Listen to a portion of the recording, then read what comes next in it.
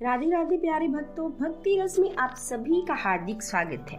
प्यारे भक्तों, वैशाख के महीने में कृष्ण पक्ष की एकादशी को वरुथनी एकादशी के नाम से जाना जाता है। एकादशी का व्रत भगवान नारायण के निमित्त रखा जाता है। इस दिन व्रत रखने से भगवान नारायण की कृपा प्राप्त होती है। वरुथनी शब्द संस्कृत भाषा के वरुथिन से बना है, जिसका मतलब है प्रतिरक्षक, कवच या रक्षा करने वाला। इसी से ही एक अन्य शब्द बना हुआ है वरुथम, जिसका अर्थ होता है एक प्रकार का लकड़ी का बना हुआ आवरण जो रथ की टक्कर हो जाने पर रथी की रक्षा करे। ठीक इसी तरह भगवान विष्णु भी हर संकट से अपने भक्त की रक्षा करते हैं। मान्यता है कि इस एकादशी का व्रत करने से विष्णु भगवान हर संकट से अपने भक्तों की रक्षा करते हैं, इसीलिए इसे वरुथिनी एकादशी कहा जाता है। भगवान विष्णु के वाराह अवतार की पूजा भी इसी दिन की जाती है। कहते हैं कि इस व्रत के महत्व के बारे में भगवान श्री कृष्ण ने युधिष्ठिर को बताया था। भगवान श्री कृष्ण ने बताया कि जो व्यक्ति वरुथिनी एकादशी के व्रत को पूरे विधि विधान के साथ रखता है, उसके सभी प्रकार के पाप खत्म हो जाते हैं। तो आइए हम भी वरुथिनी एकादशी के व्रत की कथा का पान करते हैं। धर्मराज युधिष्ठिर बोले, हे भगवान, मैं आपको नमस्कार करता हूँ। आपने चैत्र मास के शुक्ल पक्ष की एकादशी अर्थात कामदा एकादशी के बारे में विस्तार पूर्वक मुझे बतलाया।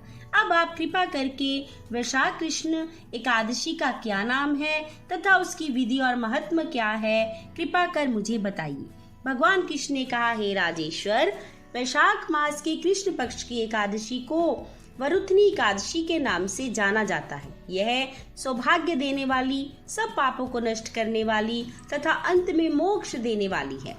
वरुथनी एकादशी व्रत की कथा प्राचीन काल में नर्मदा नदी के तट पर मंददाता नामक राजा राज्य करते थे। वे अत्यंत दानशील तथा तपस्वी थी।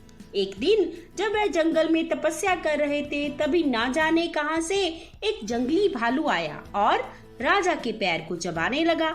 राजा पूर्ववत अपनी तपस्या में लीन रहे। कुछ देर बाद पैर चबाते चबाते भालू राजा को घसीट कर जंगल के पास ले गया। राजा बहुत घबराया, मगर तापस धर्म अनुकूल उसने क्रोध और हिंसा ना करके भगवान विष्णु से प्रार्थना की। करुण भाव से भगवान को पुकारा। उसकी पुकार सुनकर भगवान श्री हरि विष्णु प्रकट हुए और उन्होंने चक्र से भालू को मार डाला। राजा का पैर भालू पहले ही खा चुका था, इससे राजा बहुत शोकाकुल हुए।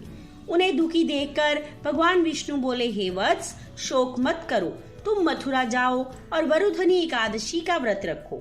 मेरी वराह अवतार मूर्ति की पूजा करो, उसके प्रभाव से पुनः सुदृढ़ अंगों वाले तुम हो जाओगे। इस भालू ने तुम्हें जो काटा है, यह तुम्हारे पूर्व जन्म का अपराध था। भगवान की आज्ञा मानकर राजा मंधाता ने मथुरा जाकर श्रद्धा पूर्वक वरुथनी एकादशी का व्रत किया। इसके प्रभाव से राजा शीघ्र ही पुनः सुंदर और संपूर्ण अंगों वाले हो गए।